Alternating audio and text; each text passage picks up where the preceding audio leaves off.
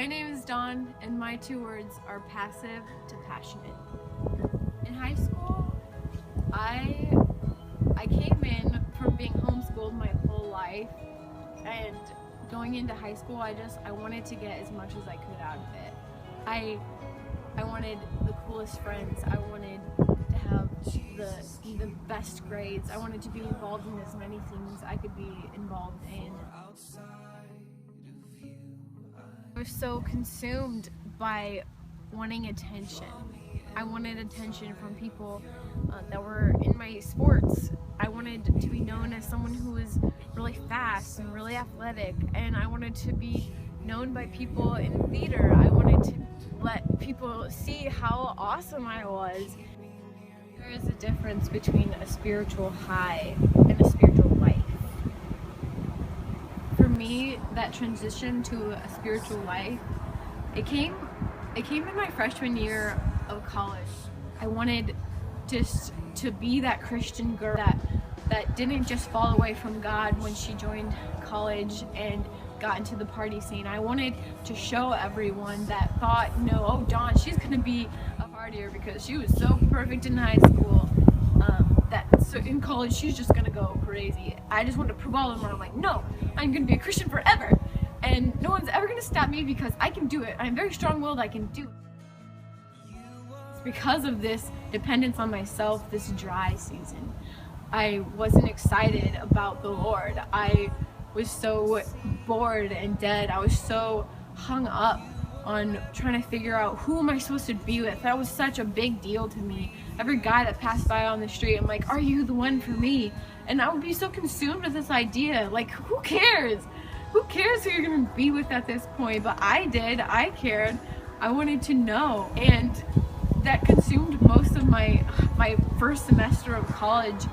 And what the greatest thing God did for me to change my mind about that was I went to one thing, a conference in Kansas City, and just during one of the worship sessions, there was, I don't even remember, it was just a song, and God just revealed to me that Jesus, God, I am the lover of your soul. I am the one that wants your heart. No man is gonna love you the way I can love you.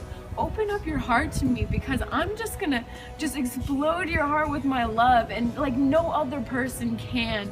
And just hearing that from God, having that revelation was so crazy to me. And I'm like, this is so amazing. This is what I want. This is the life that I want. I want to be loved by God.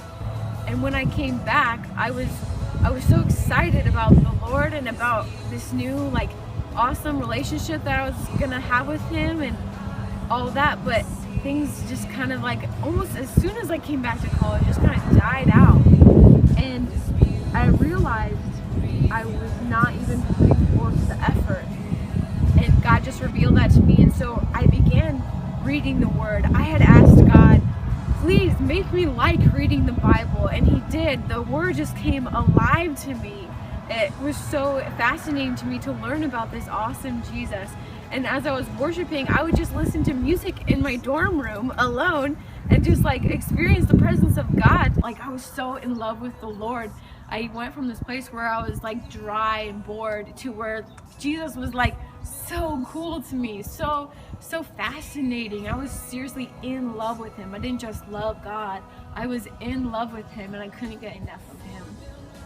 So now this life, this spiritual life versus the spiritual high, is so much more fulfilling than anything in the world. And it doesn't mean that life is going to be easy still. Sometimes, you do experience lows. I'm not saying that your spiritual life is a constant spiritual high, but the spiritual lows are bearable because Jesus is there. I want to serve God, not because it's what the Christian people do. It's my desire. God's put this passion in my heart for him, not because I've mustered it up on my own, because I've opened up my heart to him, and he has come and created me this new heart.